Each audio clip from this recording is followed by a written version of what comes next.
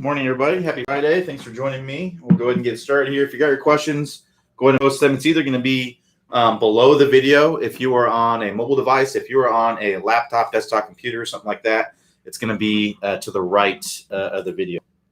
So I start with questions that were asked up to an hour before office hours starts. So that would be 10 a.m. Eastern time on Friday. So if you happen to come in here and post your question before 10 a.m. Eastern time today, then no worries. If you're here right now and you want to get your question answered, all you got to do is just repost your question in there and we'll get it answered. The reason why I do that is I just want to try to answer questions for people who I think are here waiting to see their question get answered live. So that's just how it works. If if you're new to office hours, keep that in mind in the future here.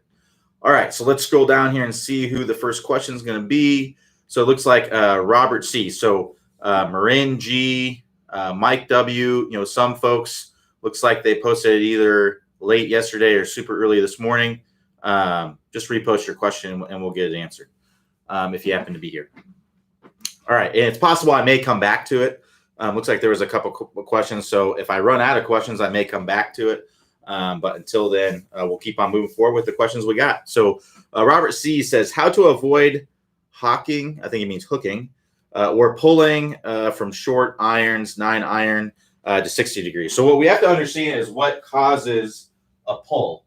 A pull is mostly caused by a path that is too much out to in, and then your face is aligned with that path. So your face is also basically pointing in the same direction. So if you're right-handed, it means you're swinging the club to the left and the face is also pointed to the left. So if you think about it in baseball terms, if I have second base directly in front of me toward my target, you'd be swinging toward third base and the club face would also be in that direction. So how do we fix that? We need to do the opposite, right? We need to feel like we're swinging more toward first base with the club face in line with that, more toward first base. So basically what's the reality, the fault is this. The fault is probably an over-the-top type of motion.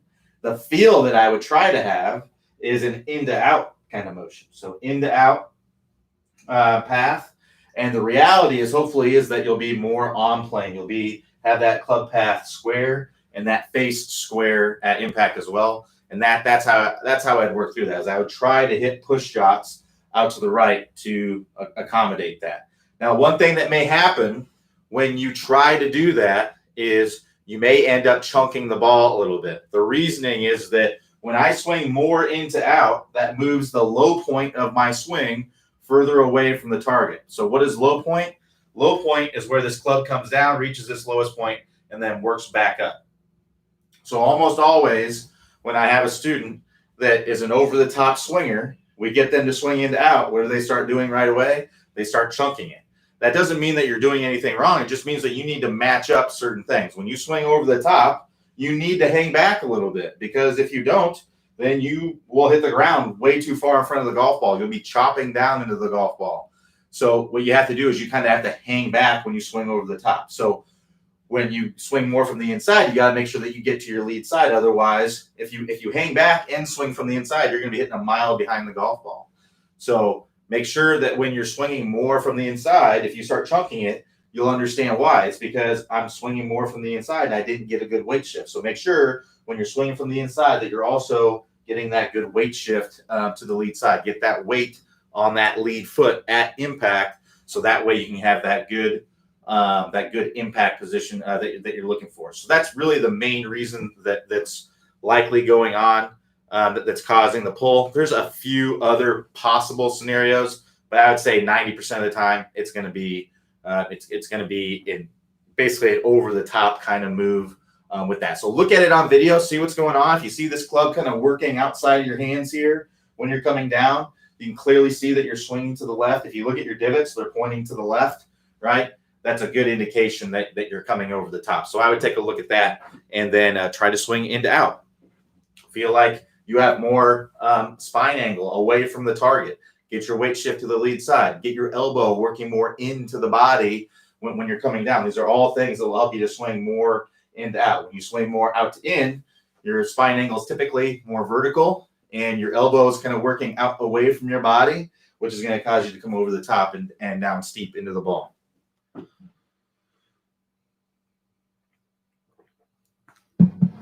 All right, so Jason L says, hey Q, first meeting for me. All right, welcome. So I'm having trouble getting my hips turning in the backswing, in the downswing. I feel like it's happening, and it is, but only after contact. So basically, it's hard to say the exact reason why your hips aren't opening up into impact, but the biggest reason that I see is that people are coming down steep. And you have to make compensations in your swing to get the club to be coming down back on plane. So what do I mean by that? When the hips aren't opening up, typically it's because we're coming down steep. When the club is steep, that's what this means. The club is steep in the transition. So the club's more vertical is to continue down and just stick the club in the ground way behind the golf ball. Most people aren't going to do that. Most people, unless you're a total beginner, you're not likely to do that. Most likely you're going to try to get the club on the golf ball, right? So that's the first one, the option, but very few people do it unless they're really total beginners. The next option is to kind of continue steep and swing over the top. This is something you see with higher handicap golfers, where we're swinging way over the top. We have a bunch of slices, maybe a bunch of pulls. We have trouble getting the ball in the center of the face. That's typically what we'll see is a very, very steep downswing. But usually when they do that, the body opens up, right? The body opens up because they're not making a compensation to get it back on plane. What better players do, and better players who struggle to get the body to open up into impact, is they'll stand up. They'll thrust the hips kind of toward the ball. It will feel like rotation because you're using your legs to make this happen. It will feel like rotation, but the reality is you're really just kind of thrusting your hips forward. So that would look something like this. When I get right here to get this club to come back on plane, I will go like that. And look what happens when I change my spine angle. When I get my spine angle more vertical, my club goes with it, right? The hands kind of raise up, so the club will drop down. Now I have this club closer to plane, maybe on plane, or maybe even under plane, maybe still a little bit above plane, but I've at least gotten it closer to the plane. And from here, though, I've lost all the flex in my legs, so I can't really rotate now. But I felt like I did something with my legs, which is why a lot of people feel like they're rotating, but it's not the reality of what's going on. So I've really kind of thrusted my body forward, and now I've got this club on plane. But the problem is that I've lost all the flex. I can't rotate. What do I have to do? I have to throw my hands at the golf ball. And a lot of you will probably look like this at impact, right? So hips kind of, the butt kind of tucking underneath, the shoulders kind of really shrugged and reaching down to the golf ball, arms fully extended, hips pretty much dead square. And then after contact, the momentum of our body, or the momentum of the club and the arms coming through, that's what really gets the hips to rotate all the way through, because it's really just the momentum of everything, right? So what you need to do is you need to get this club shallowed out sooner in the swing. So that way you don't have to go like this to get it on plane. It's already on plane right here, and I can just stay with it and rotate through impact. So what that is the move. The move is what you likely need to work on. Look at your swing and see what's going on there, but the move is likely what you need to work on. The other reason, beyond it being steep, let's say you have it shallowed out, but you still come in, maybe you have it shallowed out, but you still come into contact like this. Well, that has to do with the way that you're comfortable squaring up the face. Releasing the club early is a means to square up the face. So when you release the club early, a lot of times you have to stand up to make room for the club, right? If I rotated and released the club early, well, I would just stick the club in the ground back here. So I need to stand up. I need to use my legs to stand up to make room for the club if I'm releasing it early, if that's the way that I'm used to squaring up the face. So the move also addresses that. What the move is getting the club on plane sooner and the face square sooner in the swing. So that way you can turn through the golf ball. I don't have to release this club to square it up because it's already square. I can release it further out in front. So it's all about getting things to match up properly. and the move is going to help you to do that. So that's what I'd be looking at. Is the move course is most likely what you need to work through.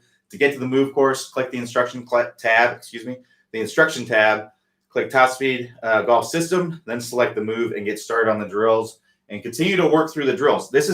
I will tell you right now, what you're trying to do, this is one of the most difficult things to improve in the golf swing. So I urge you to be patient with it and keep working with it. It's not going to be, 100 reps and you've got it for most people.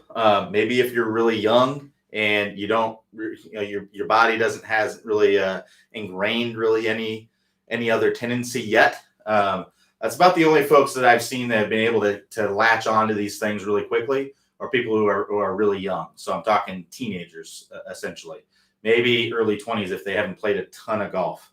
If they're fairly in the beginning stages of playing golf, you can usually latch on to these concepts fairly early. But if you've been playing golf for a long time, it's just going to be more difficult. It's like if you've learned to type, right? You learned how to type proficiently and very fast.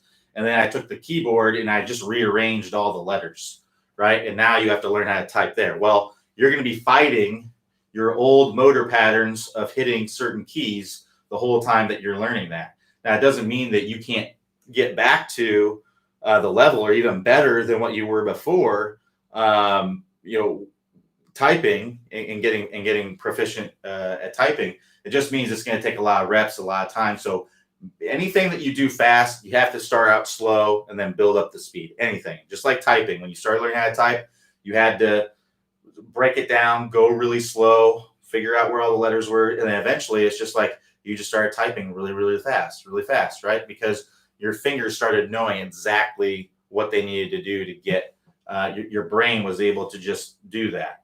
That's how it works when you're changing things in the golf swing, when things are moving really fast. Is you have to do it really slow, and then your brain's like, okay, well, this is what we want to do. This is going to be the best way to do it, and you're starting to able to do it. It becomes more natural. You do it faster and faster and faster. So don't give up on it. If you're willing to put the hard work in, you can absolutely do it. But if you're not, then it's going to be really, really difficult for you to make a lot of progress on it. So I make sure you put in the diligent time with it. All right. So John S. says, hi, Q. My flexibility isn't what it used to be. What advice would you give for students who need more turn? That's a good question. So essentially, what I would recommend doing is make sure you free everything up.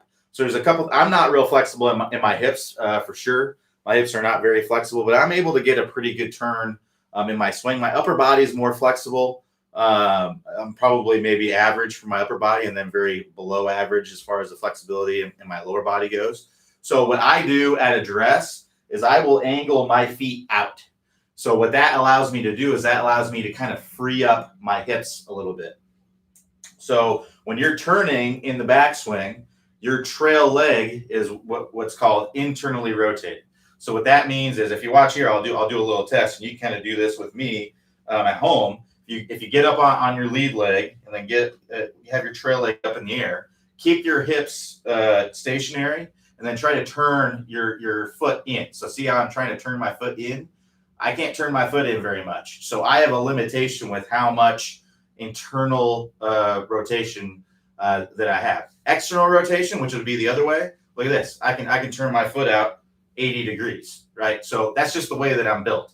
I have that range of motion, but it's just my range of motion is kind of tilted, not in the ideal area. I can only internally rotate my foot 10, 20 degrees, and I can externally rotate it probably 70 degrees. I'd much rather it be 45 and 45. That'd be much better, but it's just the way that I'm built. And I think a lot of other people are built that way as well. Testing that I've done with students has proven that more people are maybe not as extreme as me as far as not being able to do much internal rotation, but most can do external rotation a little bit better than their internal rotation.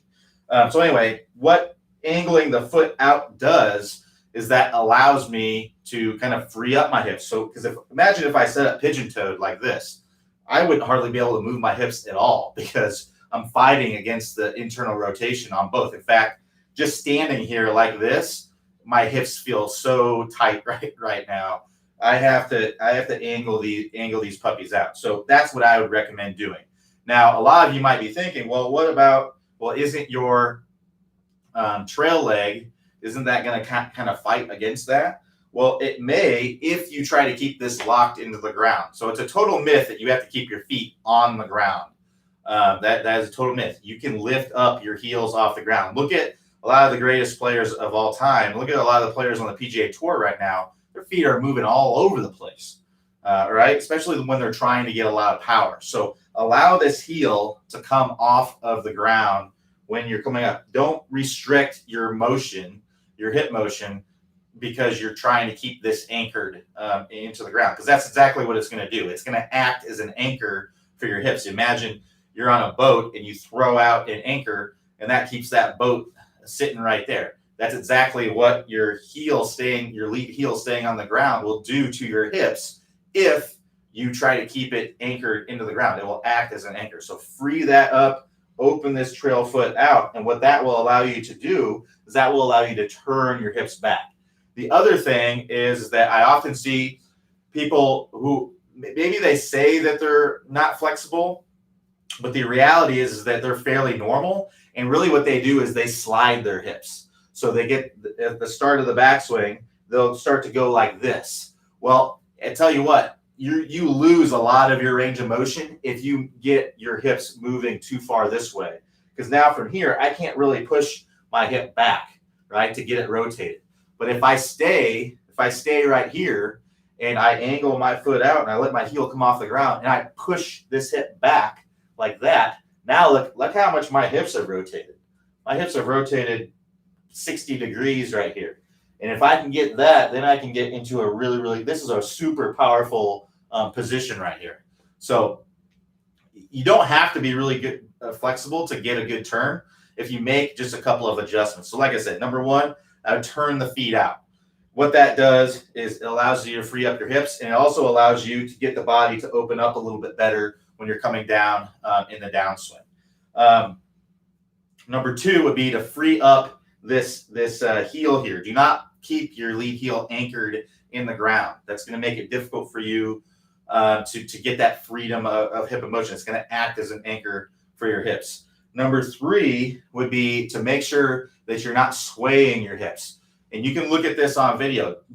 Video yourself, draw a line right here going from the outside of your ankle, outside of your hips.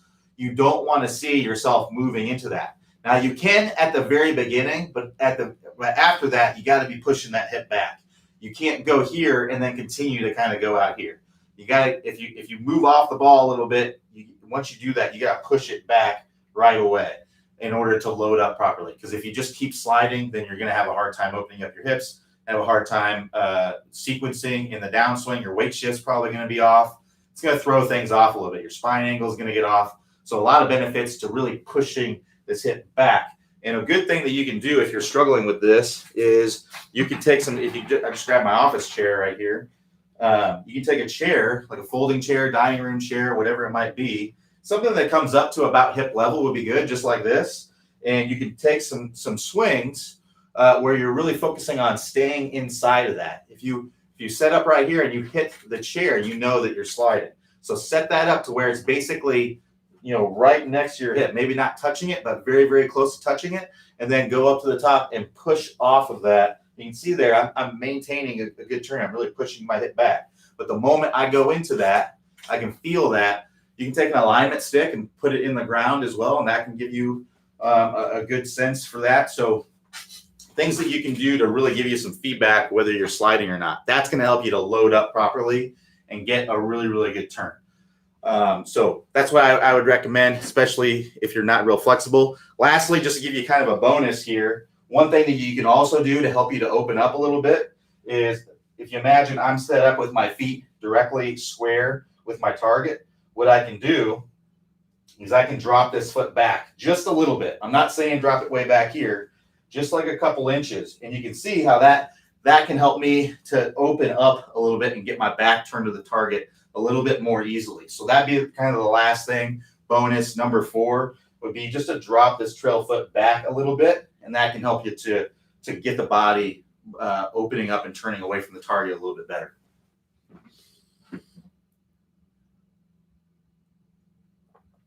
All right, so Carl C says, when I have forward shaftly on impact, how much should my shoulders be rotated?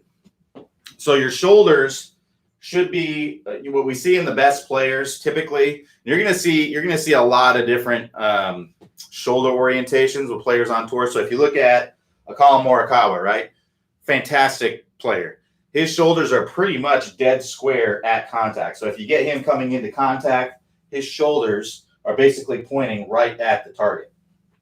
If you look at someone like a Rory McIlroy, for example, if you look at him at impact, his shoulders are very open a lot of times. In fact, I've seen pictures or still frames and video of him where he's got his shoulders like 45 degrees open at impact. So he's at impact and his shoulders are like this, way, way open, 45 degrees left of the target.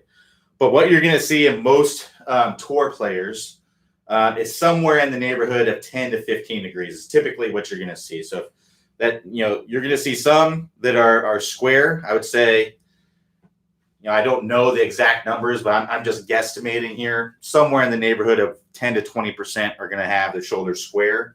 And I would say 80% are going to have their shoulders in that 10 to 15 degree open range. And then the rest of them are going to be more than that, like, 15 plus degrees. So, I wouldn't get too preoccupied with trying to get your shoulders in that perfect position at impact. I'd be way more focused on what the club is doing. So if you have your club in a forward, let me put it this way. Let's say that you're in a perfect impact position. This club is leaning forward. You've got great forward shaft lean. You're getting center face contact. You're making ball first contact. Your angle of attack is good. Your club is coming in flush with the turf. The face is square. Just everything. All the impact variables are awesome. But let's say you were doing that and your shoulders were like this, right? Maybe they were closed. But, well, that doesn't mean you're wrong. It doesn't mean that it's necessarily wrong. Now, I will say that it would be difficult to get to that kind of position, but it doesn't mean that it's wrong. You're getting yourself into a great impact position. This is why there are variables. I can guarantee you, Dustin Johnson, Justin Thomas, Rory McIlroy, Tiger Woods, they are not thinking about how open or closed their shoulders are at impact. They're thinking about what this club is doing. And what their shoulders are doing is really just a byproduct of the club being in the right place. So I can tell you the great general area that you're going to see tour players, and really it's anywhere from 0 to 45 degrees, right? It's a huge variance. You're going to see probably 80% of the players in that 10 to 15 degrees open range. So, but I wouldn't look at your swing and say, oh, my shoulders are in the wrong position. Because if you have the club in the right impact position, then your shoulders are in the right position, right? And I imagine they're somewhere in that 0 to 45 degree range. So hopefully that helps. But yeah, I wouldn't be too concerned with exactly having that right on the money. So John Z says, hi Q, I'm shallowing the club and maintaining a flat wrist throughout the swing into impact. The ball flight is left, and I know I'm not over the top. What am I doing? Any suggestions? Thanks. So what we have to understand is what causes the ball to go left. The ball going left is caused by a path that is to the left and a face that is to the left. So you may not feel like you're over the top, but odds are you really are. And it may not be by a lot, but odds are you are.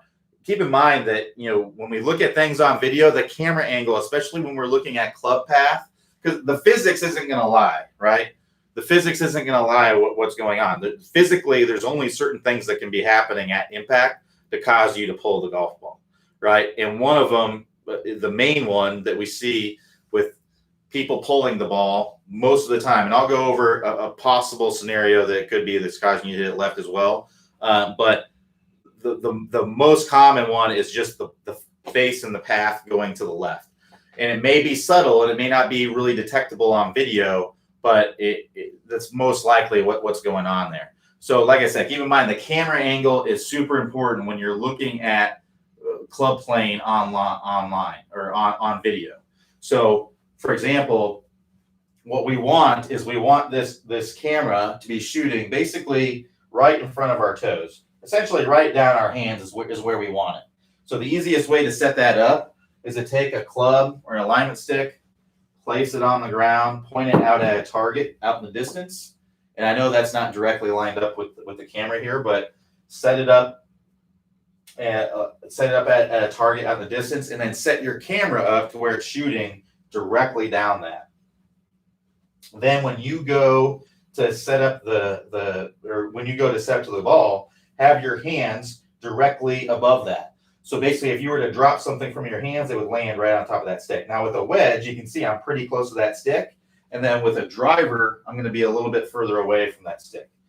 So hopefully my dog doesn't run off here, but that's basically where I'd be. You can see I'm 4 or 5 inches away with the driver.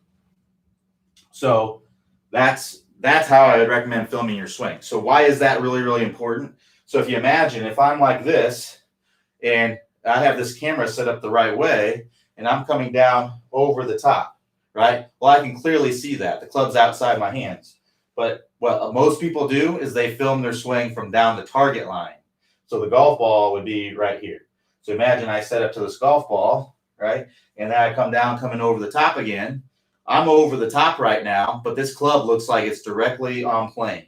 But the reality is that it's not. It's actually over the top. If I go back, here I am again. Here's where the camera should be. Look where my club is now, right? It's definitely over the top.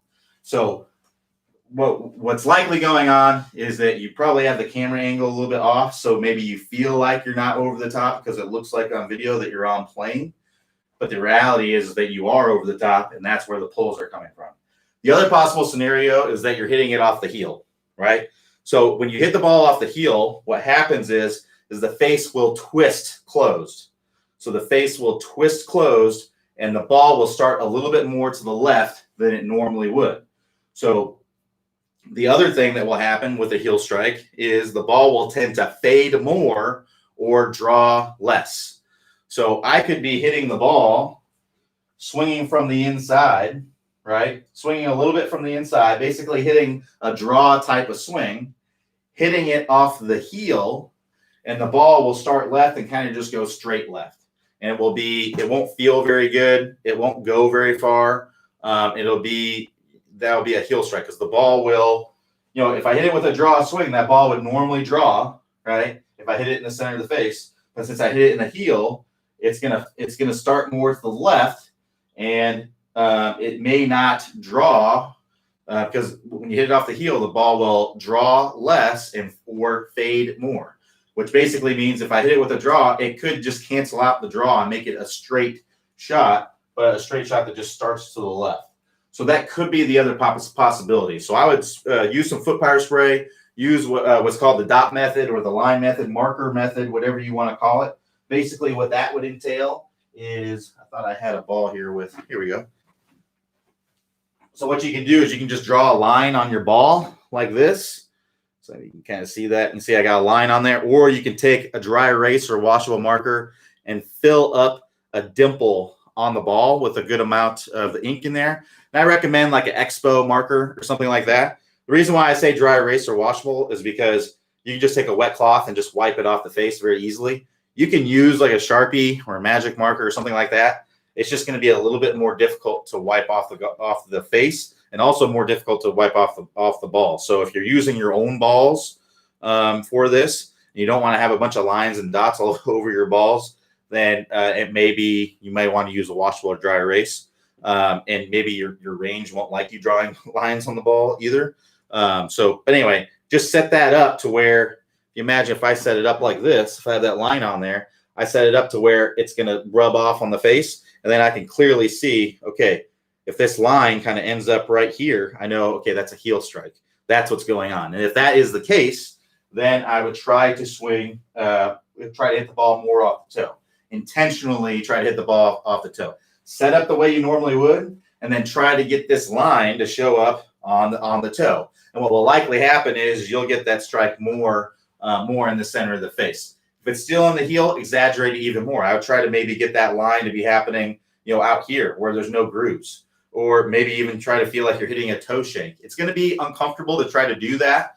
But I'm telling you, once you do that and you start feeling the really, really solid strikes, that you're going to become comfortable very quickly, right? So now if you try to hit the ball off the toe and you actually do hit the ball off the toe, just ease off of it a little bit just to get it a little bit more in the center of the face.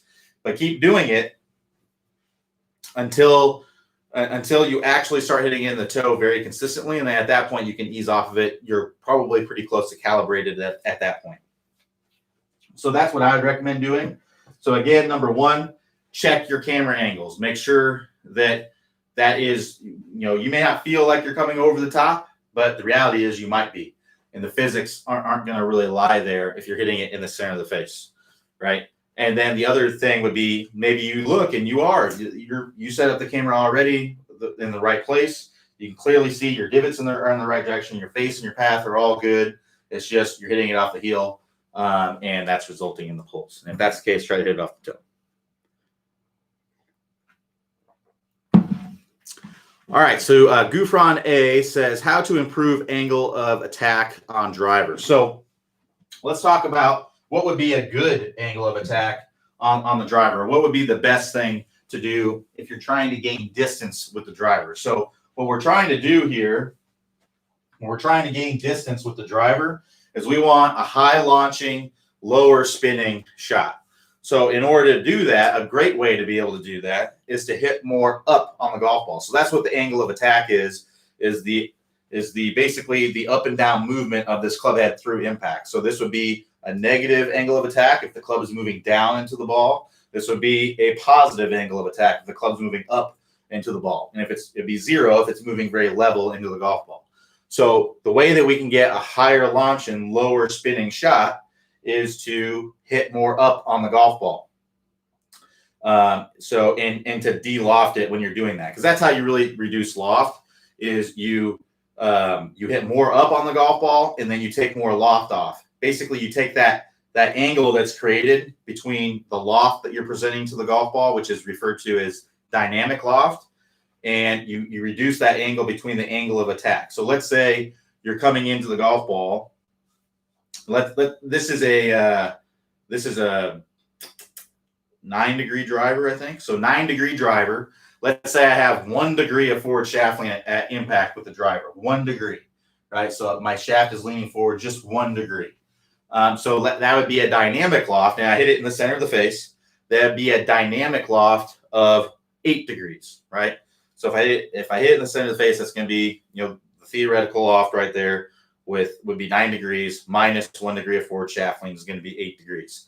And then let's say that I hit up on the golf ball. Let's say I hit up on the golf ball 3 degrees. So that would be a spin loft of about 5 degrees, right? So 8 degrees of dynamic loft minus 3 degrees of upward angle of attack. That's going to be 5 degrees of spin loft, which would be pretty dang low.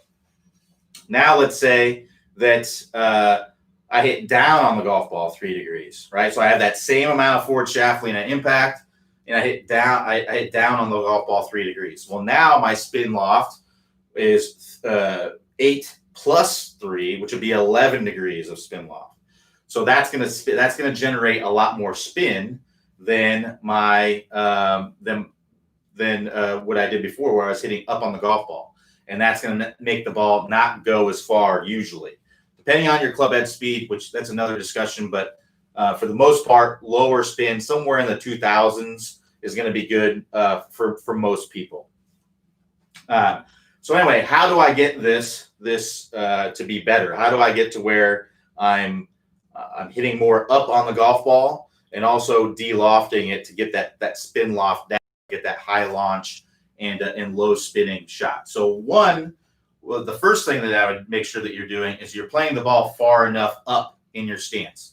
If you're playing the ball in the middle of your stance with the driver, which is fairly uncommon, but I do see people do this, then you're going to be promoting more of a downward angle of attack into the golf ball. It's going to be hard to get this high launching, low spinning shot. So in general, what I like to see is somewhere off the lead shoulder is to be a good ball placement.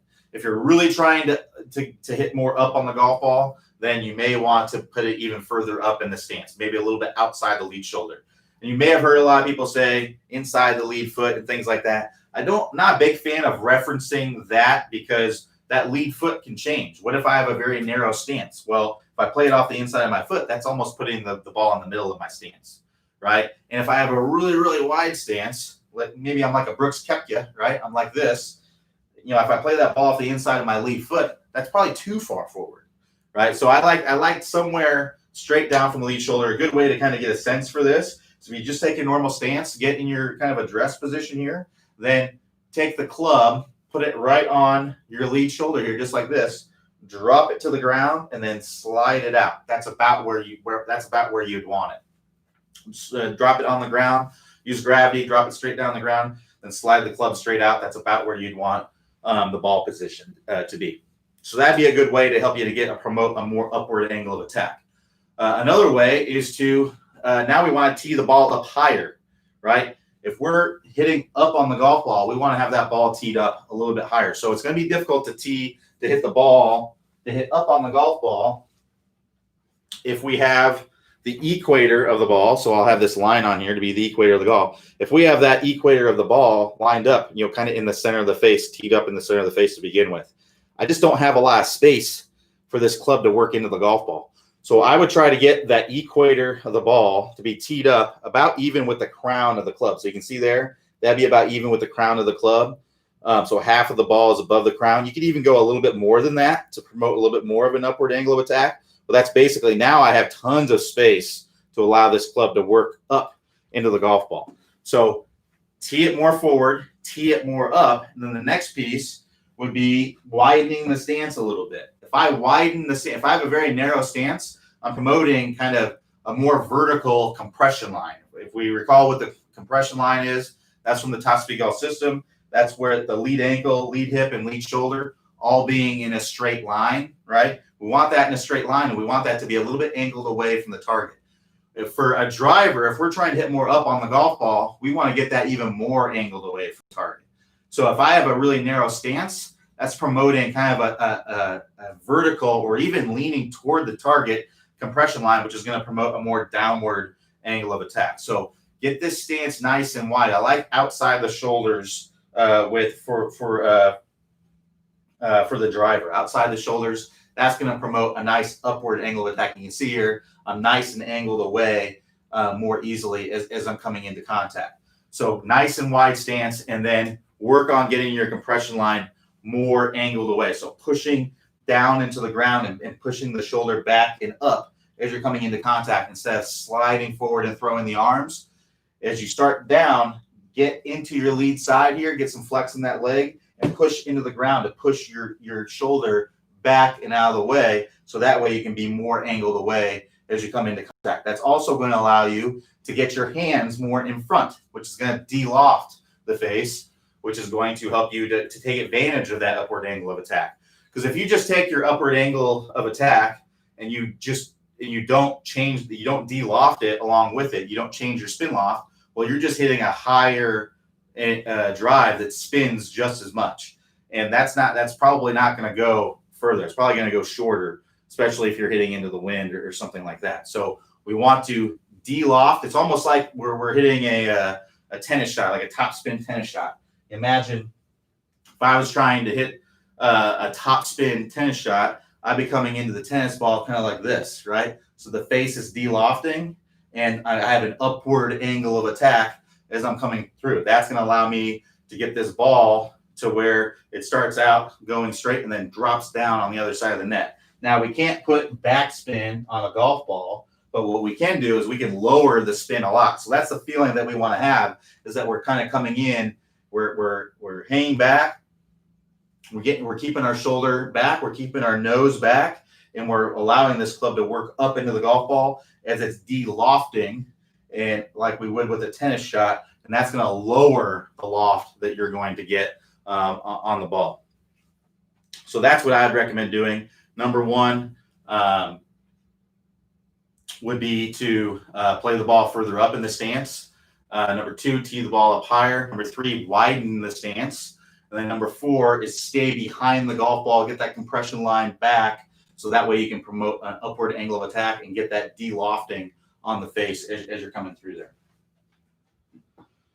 put those pieces together, and you can put that onto your advantage for sure.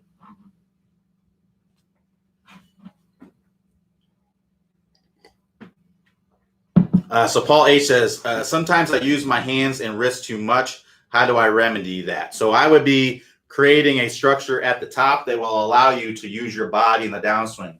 People use their hands and their arms and their wrists too much as compensations. So what that means is what's like you're coming down and you're coming down with the face open, and now at impact I really have to flip to get that club face squared up at impact. So what you need to do is you need to get this face square earlier in the swing. So now I can rotate my body into impact and have that face nice and square at the moment of impact. So if you're wanting to work on that, I'd recommend the move. The move is most likely the place where you need to go to get that club face squaring earlier, get it shallowed out. So that way you don't have to make those compensations in the swing later to get to where you want to be. So to get to the move, click the house icon. That'll take you to the home page. Scroll down the home page, and you can see all the courses on the website. 20 plus courses available to you on the website. The move is the one that I'd recommend to help you with that wrist motion that you're looking for. So Darren S says, when starting the downswing, I move my weight onto the front foot. It goes the ball of my foot, and then I tend to move my hips forward. Any suggestions? So initially, it definitely should move toward the ball of your foot. But then as you start the downswing, you want to be moving more into your heel as you're starting down. So it kind of comes down to what I've been saying the whole time. The people struggle. Most likely what's going on is your club is steep, and you have to keep your weight out on your front foot because you're thrusting your hips forward to get that club on plane. So get that club shallowed out so that way you can open up your hips as you're coming into contact and not have to get out on your toes the entire time. So that's what I'd be looking at is, are you steep in the beginning of the downswing? So most often the cause is you're out here and then you've got to go like this to get the club on plane, and then you can't open up the hips from there. So you do want to be in the balls of your feet initially, but then you want to move into the heel as you're coming down into contact. And to be able to do that, the club's got to be, because you're just reacting to the position of the club. Your body is reacting to the club being like this. So you get more out on your toes so that the club will go like that. If the club's already like that, then you don't need to get out on your toes. Now you got to react to open up the body to get the club into the ball. So that's what I'd recommend doing, is working through the move course, just like what I talked about there with Paul. So Philip T says, are there circumstances in the full swing when the last part of the move, turning the left and under after the shallow, ought to be minimized? Maybe if you're trying to hit a fade, it might be a little bit minimized. Because really what the move is doing is it's getting the club on plane sooner or even under the plane, and it's getting the face square sooner, even closed, right? So the only reason why you'd want to minimize that is if you were trying to not have the path going into out as much and not having the face closed as much. So that'd be like if you're trying to hit a fade. If you're trying to hit the fade, you may not shallow the club as much, and you may have the face a little bit more open. So that way, when you come through contact, you'll have your path going to the left a little bit, and you'll have your face a little bit open to produce a fade. So that would be the time when you would try to do that to minimize the move, basically, would be if you're trying to hit a fade. So let's keep on going here. So Robert B says, Q, I believe my backswing, move, and downswing are okay, but what is left side and arm supposed to do? One, are left side and arm muscles passive, pushed by hips. Two, are left side body muscles actively pull, turning, and pass left arm. Three, do left side body and arm muscles actively pull the swing? So these questions are always the most difficult. I can tell you literally what's happening. What's happening is that your lead side is pulling the club through. Once you get to your lead side, you're pushing into the ground. That your hips are pushing, your shoulders are pushing, and the lead arm is pulling that club through from all basically of your left side moving. So the beginning of your backswing is a right side movement. The transition moves into more of a left side dominant part of the swing. That's literally what's happening. Now, when people ask me, am I actively doing this? Am I passively doing this? Am I consciously doing this? That's all relative. There's no way for me to know what you need to feel to make happen. Now, I can tell you what most people have used their trail body too much too early in the start of the downswing. So basically they end up like this, right? They're going like this as the start of the downswing. So you probably need to feel, just based on percentages, right? The average person, you probably need to feel like your trail side, your right side, if you're right-handed, is not doing really, is very passive in the downswing. That's probably what you need to feel, but that may not be what you actually need to feel. Just based on percentages, that's probably what you need to feel. So, and based on people who ask this question, that's usually what ends up happening. So literally what's happening is your left side is really doing most of the work. Your lead side is doing most of the work in the transition and the start of the downswing to kind of pull this club through. But the what you need to feel may be completely different. You probably heard the term feel is not real, right? So feel is very relative. I can tell you a tour player does not need to think about keeping their trail side passive. A lot of times they need to think about keeping their trail side more active because it's too passive, right? So that's feel is very, very relative. I wish there was a way for me to know, okay, this is what you need to feel. But the only way I would be able to do that is if I was actually out on the range with you, watching you hit balls, asking you questions, going through, and even then I don't really know. I'm just trying to get you to feel the right thing to get to where you want to go. So that's, I wish I knew a way to answer that question better. I just don't know. It's hard for me to know, but I can tell you literally what's happening is the left side is pulling more with the trail side than the trail side is in the downswing. So Timothy D says, takeaway and backswing seem to be my most inconsistent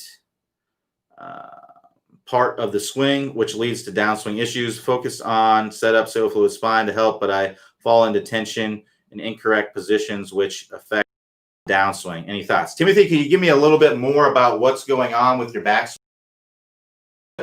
Timothy, tell me what you think is going on in your backswing that's causing the issues in the downswing. Like what is the club doing? Because all the backswing is to set you up for a good downswing. So it is absolutely important. But you can see you're going to see all kinds of backswings on tour. If you look at Jim Furyk, he's kind of like this. He brings the club up straight up like that, and then he gets the club in a great position. If you look at JB Holmes, won lots of money on the PGA Tour, he brings the club way, way inside like this, and then brings it down in the same place. So there's all kinds of backswings that can create a good downswing. So what you want to do is you want to get your backswing. It'd be hard for me to know what can help you without seeing your swing, but try to give me a little bit more feedback about what's going on in your backswing, so that way I can try to help you a little bit more. So Paul H says, please don't hit the dog. She's good. Robert C says, hi Q, I came in late and perhaps you have answered my question about avoiding pulling short irons. Can I get an answer after the session? Yes. So all these office hours are archived. So if you want to watch, if you missed your answer to your question, all you have to do is go to the office hours highlights page. So click the office hours tab at the top of the screen there, go to office hours highlights, and then you can go to the archived office hours after I'm done. So typically I get them on there within 10 minutes after we get done. So be on the lookout for that, sometime early this afternoon, where you can go in and see your question. Yes, I did answer your question earlier. So Wesley R says, I'm having problems with my grip and my backswing. My right thumb pad always loses contact with the left thumb. Please show me a proper grip. So so basically a proper grip would be, if you look at your hand here, you've got the creases here in your hand. So I would try to have the club there, and then there's these two creases here between your the bottom of the pinky, the base of your pinky here, and then the little crease that most people have in their hand right there. So that's where you kind of want the club to lay in your in your lead hand. So you can see there, if I wrap it around, that gives me what's called a short thumb. So you can see there, my thumb is not going too far past there. Now, what I often see with people who do this incorrectly is they get it all the way in the fingers there. So that produces a long thumb. And now the benefits to this might be that I can get a lot more hinge in the swing. But the problem is that I don't have much. It's all in my fingers. So I don't have much control of this club. I don't have much grip security. Then the other problem that I see is people put it too much in the lifeline of their hand. So it's like this, right? So now my grip security is probably a little bit better, but I can't really my wrist very well. So we want to have that happy medium. So this goes across the finger there and then down through the pad there. And you can see I wrap it around. That's going to give me, I can hinge nicely. And I have great security on here. This is in my hands and in my fingers. That's where you want it to be. Now, whether you are weak, strong, whatever you want to be, that's completely personal preference. Generally, and when I say weak, strong, I'm talking about basically how this hand is oriented on the club. So if you think about, if I'm looking down at the bottom of my grip here, like it's a clock, if I have my thumb on 12 o'clock, that would be more of a weak grip, right? If I put it to, let's say 130, that would be more of a neutral grip. And then if I move my thumb toward where it'd be like 3 o'clock on the clock, that would be like a strong grip, right? I recommend more of a neutral to strong grip for most people. Most people struggle with a slice. Most people struggle with getting the club closed at impact. So using a neutral to stronger grip is generally going to be good. But that does not mean you cannot play great golf with a weak grip. It may be what works best for you. You just have to kind of figure that out. What works best for you. And the way to do that is just to go out and hit a bunch of balls using all of those variations to see what results you get. So that's the lead hand. The trail hand, how that goes on there is if you bring your pinky and your thumb together like this, you can see that creates a crease in my hand there, in my palm. I want that crease to go right on top of my thumb. So you see if I have my proper grip here with my lead hand, and let's say I use kind of a neutralish grip, which is generally what I use. I have a neutral grip here. I'm going to take my hand here and I'm going to put it directly. See if I can give you a better angle there. So I'm going to take that and put it directly on there. So you can see I'm putting it directly in between there. And then I'm going to secure that in there. So that gives me a nice secure grip right there. Now, whether you use an overlap, which is like this, often referred to as the Varden grip, or an interlock. This is what Tiger Woods uses. Probably the most popular grip is this interlock, where you're taking your pointer and your pinky and you're wrapping them around each other, or a 10-finger grip, right? None of these grips are wrong. None of them are wrong. It's really just personal preference. It's just like it's personal preference and whatever works best for you.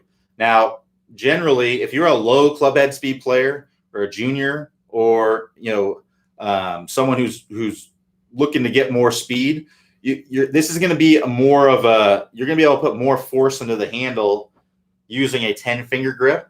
So if you're struggling with that, it may be, maybe you've gotten older and your club head speed's gone lower, in the past 20 years or so. You may find that you may pick up a couple miles per hour if you grip it like this. Scott Piercy, great ball striker on the PGA Tour, uses a 10-finger grip. So there are PGA Tour players that use a 10-finger grip. There's nothing, I wouldn't look at it as something wrong with that, but any of those variations are going to be just fine. You just have to work with personal preference. So it's really simple. I wouldn't complicate the grip more than that. If you're losing handle or if you're losing your grip security and you're following these principles and you're losing grip of the club, it's not likely because of your grip. It's likely because of what you're doing in your swing that's putting pressure on your hands that's not allowing you to hold on to the club. So for instance, one thing I often see where people lose grip at the top of the swing with their trail hand is because they get their trail arm in a position that doesn't allow them to keep their hand on the grip. So what that would look like is let's say I have this perfect grip, just like what I talked about. Everything's good, but then I bring the club back, but my arm is kind of getting stuck behind me. I have so much bend in my arm. I can't move my arm in a way that's going to allow me to keep my hand on this grip. So you can see there, my hand's starting to come off of there. So if I could get it from this angle, you can see my hand starting to come off of there. And then from here, I've lost my grip, and it's just hard for me to get in a good position. So if you're finding yourself in that position, what I would try to do is I would try to keep this arm straighter in the backswing. Don't let it get stuck behind you. Keep that arm straighter in the backswing. And a lot of times that will help you get in a better position at the top anyway. So if you keep that arm straight in the backswing, you can see right there, I have that arm, it's not going past 90. That's going to allow me to keep that security on the grip. So if your grip matches kind of the description that I mentioned there, and you're losing grip, it's most likely because you're doing something in your swing. You're putting your arms or arms in a position that's not allowing you. You're trying to put the club in a position that's not allowing you to keep your hands on the grip. So look at what's going on in your swing, and then try to get your arm in a position to where you can that can help you to get in a to keep your hand on the grip.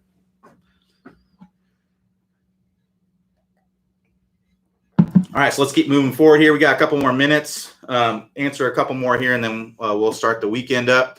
So Richard K says, "Hi Q, appreciate your comments. I sometimes use a fairway wood to tee off par 3 hole.